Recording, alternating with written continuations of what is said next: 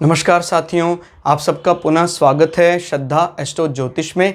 आज हम लोग कवर करने वाले हैं कुंभ लगन की कुंडली में यदि शनि तृतीय भाव में बैठे हैं तो क्या फल है। हम ये भी कह सकते हैं कुंभ लगन की कुंडली में मेष राशि का शनि किस प्रकार का फल देता है। तो आइए शुरुआत करते हैं आज की क्लास का।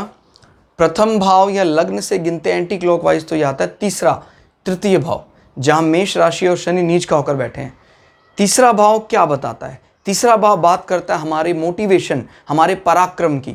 और यहाँ जब मेष राशि पड़ती है तो डेफिनेटली आदमी का पराक्रम बाहर तो निकलता है, यानी मोटिवेशन तो बढ़ा हुआ था, लेकिन सोसाइटी उसको अच्छा माने ये डिपेंड करता है इसके घर का माहौल अच्छा है कि नहीं है।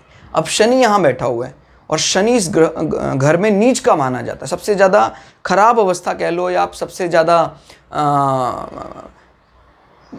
इसका जो माइंडसेट है सैड मूड में है शनि, और सैड मूड में बिल्कुल भी परवाह नहीं करता, अपनी रिस्पॉन्सिबिलिटी से भागता है, वो करने लग जाता है जिसके लिए शनि नहीं बना। तो ये सब चीज़ें प्रभाव को कम करती हैं, घर को भी बिगाड़ती हैं, शनि खुद भी बिगड़ जाता है।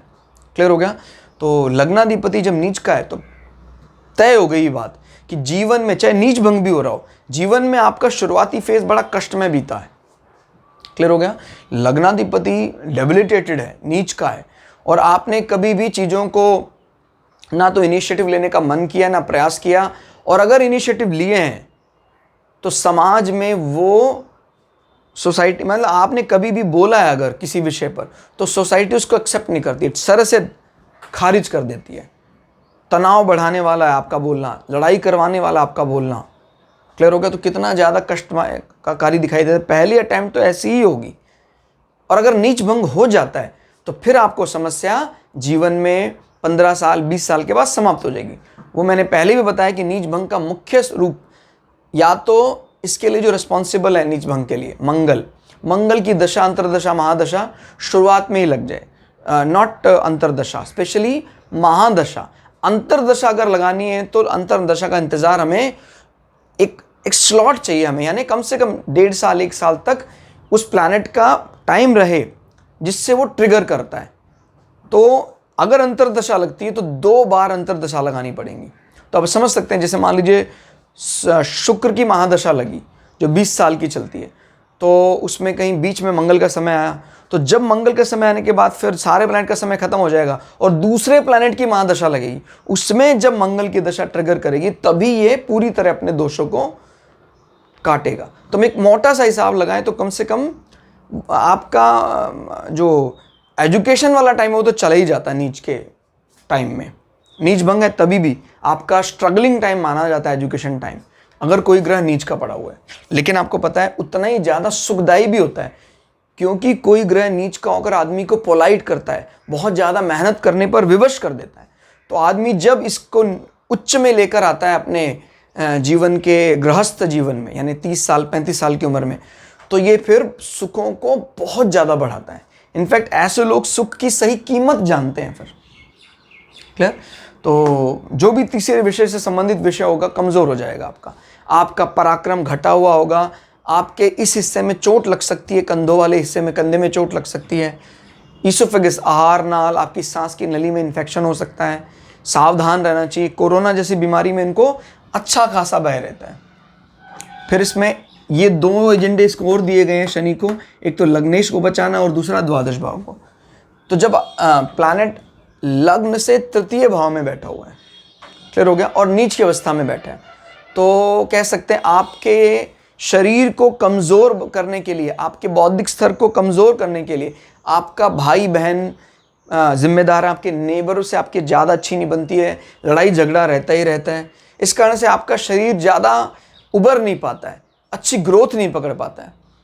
बात कर लेते हैं 12वें भाव से, तो 1 2 3 4 12वें भाव से चतुर्थ होके बैठा है, तो दूरस्थ स्थान से बैठे व्यक्तियों से सुख नहीं मिलेगा जीवन में, कभी दुख ही मिलेगा, क्योंकि ये बताता है इस भाव का सुख 1 2 3 4 सुख 12वें भाव से कभी मिलने वाला नहीं है। अगर नीच भंग हो उसके बाद भी लंबा समय ले लेता है, जब तक शनि को ट्रिगर नहीं करेगा इसके नीच भंग के लिए रिस्पॉन्सिबल प्लैनेट। भाई जैसे मंगल यहाँ बैठ जाता है तो फिर ये नीच भंग हो गया, और जैसे ही मंगल की दशा, अंतर्दशा, महादशा, अगर अंतर्दशा लगी है तो 2 बार, महादशा एक ही बार में लगती है तो ये ट्रिगर कर जाएगा और इसका दोष समाप्त हो जाएगा। फिर बात कर लेते हैं शनि की और दृष्टियों की। शनि की 3 दृष्टियाँ हैं, तीसरी, 7वीं और 10वीं। तो यहाँ से कहते हैं 1, 2, 3। ये दृष्टि बताती है कि कहीं ना कहीं आपके एजुकेशन सर्टिफिकेशन, आपके डिग्री, डिप्लोमा में मुख्य रूप से बुध का प्रभाव रहेगा।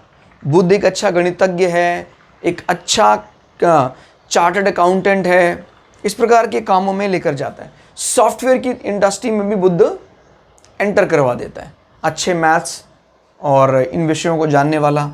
तो अगर शनि यहाँ से तृतीय दृष्टि लगाता है, जो एक तकनीकी ग्रह भी है और बुध का मित्र भी है, तो आदमी को टेक्निकल ज्ञान देता है। यानी वो जो बुध का बेस तैयार कर रहा है, वो ज्ञान आदमी उसको कहीं ना कहीं तकनीकी रूप से इम्प्लीमेंट करवाता है, मशीनरी के जरिए उस ज्ञान का फ़ायदा लेता है जीवन में। एजुकेशन सर्टिफिकेशन, बात अगर करते हैं उसके अचानक होने वाले फ़ायदों की, तो बुध की अच्छी स्थिति होने पर शनि की दशा अंतर्दशा में जीवन में अचानक फ़ायदा जरूर मिलता है। क्लियर? तो तीसरे भाव माने इससे तीसरा, वैसे पंचम भाव है, पंचम भाव के इम्पैक्ट को बढ़ाता है शनि। फिर यहाँ बैठकर उच्च की दृष्टि लगा रहा है शनि। आपके भाग्य स्थान, धर्म स्थान, पिता का भाव, गुरु भाव को लेकर बड़े आश्वस्त रहेंगे। क्लियर? एक शर्त और भी, इस नंबर यानी 7वीं राशि का स्वामी शुक्र मजबूत अवस्था में हो। ठीक है, शनि उच्च की दृष्टि दे रहा है, लेकिन अगर घर की स्थिति खराब होती है तो फिर हमें कीमत चुकानी पड़ेगी। भाग्य मजबूत होगा, धर्म को लेकर आपको बड़ा इज्जत मिलेगी, आपको लोग धार्मिक मानते हैं, अच्छी यात्रा, लंबी यात्रा करने का आप जीवन में मौका मिलेगा, धार्मिक यात्रा आप करेंगे जरूर, और पिता के साथ आपके रिलेशनशिप अच्छे होंगे, इसमें कोई दो राय नहीं है, क्योंकि पिता के लिए मुख्य रूप से रिस्पॉन्सिबल तो शुक्र है, लेकिन वहां पर शनि की उच्च दृष्टि है। तुला राशि को सबसे ज्यादा पसंद करते हैं शनि। फिर यहां से 7, 8, 9, 10 ये थोड़ा सा रिलैक्सेशन है, मैंने पहले ही बताया था। इसका स्वामी अगर नीच अवस्था में बैठ भी जाता है, लेकिन अगर नजर बना लेता है तो 12वें भाव यानी व्यय लायक आप जो धन जोड़ने में कामयाब हो जाएंगे। आपका व्यय, जीवन का साधारण व्यय, उसको आप बनाए रखेंगे।